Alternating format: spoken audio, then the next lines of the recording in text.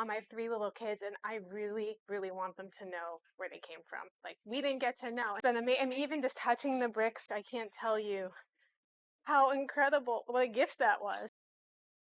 You don't normally look down and say, like, well, where did these bricks come from? But, like, even here in Louisiana, like, even the bricks have a really big story.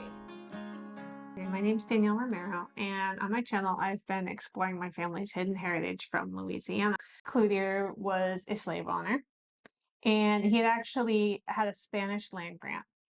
And on this, he began building a plantation house. From 1806 to 1813, this house was built with enslaved labor. Based on the records that I found about my 5th great grandfather, he would have been enslaved by Alexis Cloutier at this time, and he would have been a young man, maybe in his like late teens, early 20s. So most likely it was his hands that helped build this plantation house. And I have to wonder, like, did my 5th great grandfather make these bricks? Did his hands mold these bricks for this house as a young man? And to think that, like, I don't even know where those bricks are. Can I find those bricks? Can I hold those bricks? So we're in Jackson, Mississippi, and it's our first hotel. It's like 6 something in the morning on Friday. And so we're going to drive a couple hours to Melrose Plantation in Natchitoches Parish this morning. And Melrose Plantation is being managed by the people who used to manage and take care of the Chopin House. And so the director, I think her name is Leah, she said at 12 o'clock she could meet with me and show me some of the historic signage that was outside the Chopin House. When it burned down, I guess they salvaged it. So I don't know what else they salvaged. So I'm really excited to go do that. Do you want to introduce yourself? Yeah. This is Leah. Hi, I'm Leah Dunn Whitman. I'm the executive director here at Melrose Plantation. And she has been just amazing and so helpful. So to be here and get a sense of like, where are we and why is this important? Some of the area. It's a lot of, really strong women from here. And that's what Melrose is really known for. There's still a lot of people from the community, from that family who live in the area. It's out there, but then to finally see it in person and it all of a sudden becomes real.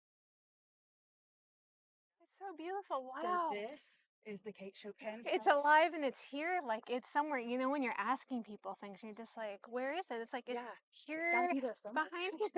Someone knew where it was. Like, someone knows. Wow. I had a good friend up in New York, and they had this last name. And but they pronounce it Cloutier, so that's why I'm like throwing forever. Where they're like, yeah, that's not what we say down here. Wow, that's crazy. That's here.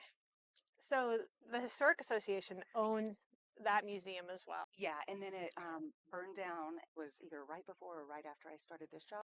I haven't driven by that area. I've never driven on that main street, so we might. I think it's pretty close to here. Is it nice that they're just letting us walk around?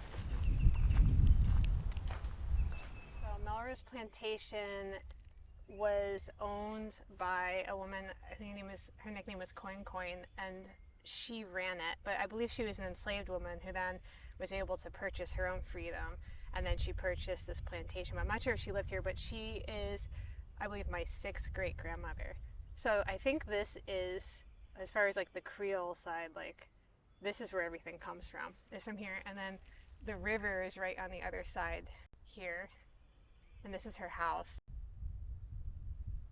Maybe we should walk over to the gift shop. Hi.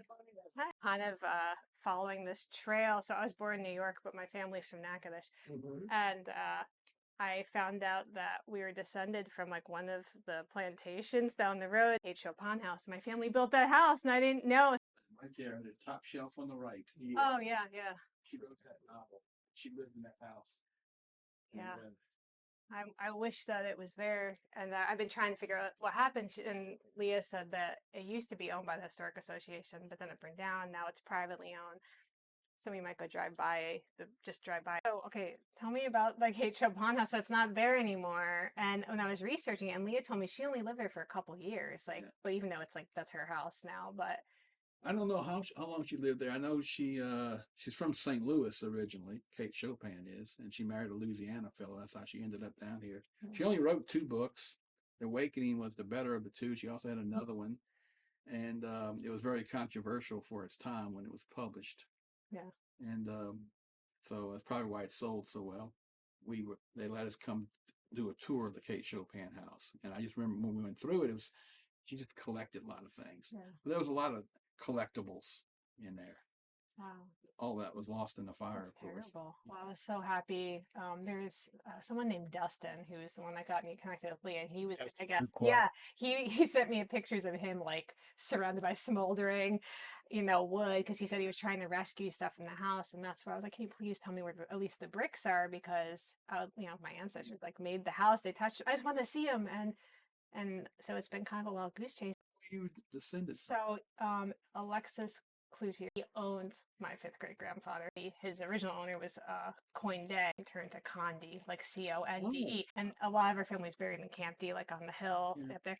So I know some Condes. Yeah, they're apparently all still here. Fifth great grandfather was there as a young boy and then a teenager, and he was there when the house was built. So I was like, well, he probably helped build the house, and he was there. All that stuff, and I realized like, well, what's really happening down there? And so down here, and it just keeps growing. I had the privilege of meeting, lots of people that were here that had their entire family histories. In fact, some of them still live in the original land, 250 years. Those are the bricks that I use pathway. Are you kidding? These bricks right here are from the plantation. Oh my gosh. Pick it up. Oh my gosh, how crazy. Daniel, do you see it? Wow. Oh, I'm so glad they're here. Yeah, absolutely. And you know what? They're still serving a purpose for us. And wow. We've tried to make some of the flower beds out of them here on the left-hand side. Oh, I'm so happy to hear that, because I saw it going up in flames, and you're just like, I know. I don't know. I just like tangible history. Exactly. And I just to know it's here. And I feel like it belongs here too. Dr. Pierce said that once, the fire happened, they weren't really allowed to go inside and everything because of the safety of it all, but they were able to get some of the bricks. Because I knew who had owned our family, and but I would want 100% know they lived on this land. Right. And I found when Alex, I think is it Cloutier, his wife had basically, they have a list of everything you own, and that's where we saw our great grandfather's name. He was listed there. He was like 13 years old, so it's like we know he was there. So it's just been kind of following each crumb and seeing where it leads, and I feel like all roads lead to Melrose. Here. It's interesting you say that. That's what Dr. Pierce said too. Oh, right. There might be a tie for her family. Thank you. You're welcome. I mean, there's so many people who have just been generous with their time. And for a lot of people, we know that it's not easy to follow that lineage, just to be connected. See it in person, and it all of a sudden becomes real. So these are the bricks that are from the Kate Chopin house that I've been trying to find, and they rescued like a whole pallet. And Leah just told me that they're using them to kind of line the pathways and everything here at Melrose Plantation. So it's just really kind of surreal to be here and touching them. These bricks are hundreds of years old. And when I was born, I didn't even know they were in existence. Now here I am, and I know what they mean. And they're still here, and I'm here, and it just feels really good, I guess. I'm just really happy that the bricks are here. To me, they feel like little seeds or something. They're planted all over the plantation here. Because we're just kind of down the road from where the other plantation was. Like, it's really close by, so it feels really, I don't know, it feels, if we drove from Nashville just to touch the brick, that is a success for me. They're just a part of the community, and I mean, obviously nobody really knows the story behind them, but I do, and maybe sharing it will stick with people. I don't know. So you don't normally look down and say well, where did these bricks come from? But even here in Louisiana, even the bricks have